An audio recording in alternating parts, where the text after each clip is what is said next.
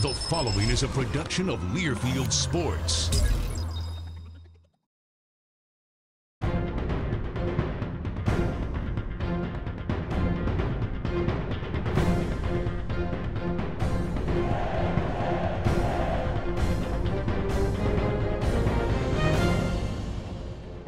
The Badger Hockey Digest, presented by Charter Communications. Hi, welcome to the Badger Hockey Digest, brought to you by Charter Communications. I'm the radio voice for Wisconsin hockey, Brian Posick, with head coach Mike Eaves.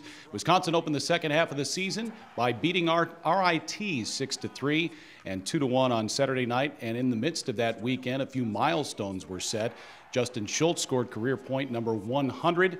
Mark Zangerly extended his point-scoring streak to 19 games, too shy of the school record held by Mike Eaves. And Coach Eaves also earned career win number 200. But I know, most importantly, you got 2 wins to start the second half. That was important. It was good to get on the W train and get that feeling back of what it takes to win. But what we liked as a coaching staff was the way that we won both nights. They were different in the way we won on Friday night. Justin Schultz had the hot hand, and everything he shot went in or was tipped in. And on Saturday night, it was interesting. The first half of the game, Justin had about 4 unbelievable scoring chances and didn't find the back of the net. But we found another way to win, and that was to grind it out, play really good away from the puck. And then when we needed to, our power play came through in fine fashion with Jake McCabe scoring a big goal. And then our penalty killing when we had to did a great job. And so the way we won was just as important as the fact that we did win. Yeah, Mike, you mentioned your team is maturing. You saw that on Saturday night with the way you grinded out that 2-1 victory, but also the guys are kind of understanding their roles now, whether it's 5-on-5 or in the penalty kill or the power play. And that's part and parcel of the fact that we've been through the first semester together. Our young guys got a lot of experience, and they have a deeper understanding of what's expected of them and how to do that. And as a result, in watching video, it just seems that we're doing more of the things that we need to do more often. Yeah. As far as Justin Schultz gaining 100 points, here's a young man who's very, very good. Could have turned pro, elected not to. Very much enjoys school. Just a humble young man that has fun on the ice. It's amazing when you talk to him about his decision. He says, I like it here. He goes to the basketball games. He goes to the football games. A lot of the different events. He's enjoying his time here.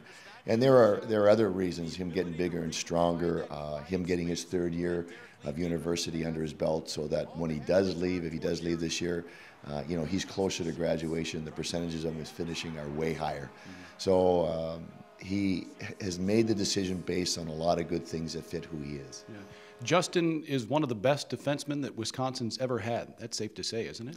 Well, he falls on that top echelon. You could put a blanket over a number of guys, but yeah, he really has some things that make him fun to watch. If I was a dad of a young person and my son had interest in playing defense, I'd want them to watch this young man because he can skate, he can shoot, he can see the ice, he plays hard, he practices even harder. So there are a lot of qualities that he has that would make a good teacher, a role model for some young player. Yeah, and a nice touch on Friday night too. Justin Schultz was presented the game puck, and then in turn gave the game puck to Mike Eaves for career win number 200. What I liked about your response to that, though, it gave you time to thank so many people behind the scenes that don't get the credit they deserve.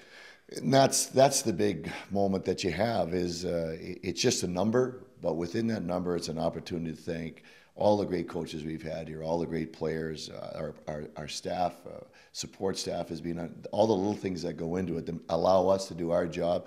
And the one person I probably didn't thank was my wife. I mean, she allows me to do what I can do, and so all these people deserve a thanks. And now we start working on the next 100 wins. There you go. By the way, the Wisconsin Badgers have played very well on the road under head coach Mike Eaves, and this weekend they head to Minnesota State to take on the Mankato Mavericks. A tough place to play. We'll talk about that when we come back on the Badger Hockey Digest.